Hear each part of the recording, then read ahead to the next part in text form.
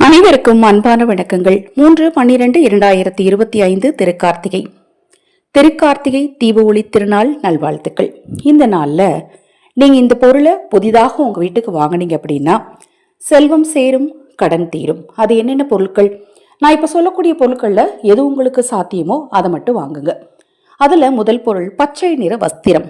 அதுவும் பச்சை நிறத்தில் பட்டாலான துணி வாங்கினா செல்வம் பெருகும் அப்படின்னு சொல்லப்படுது.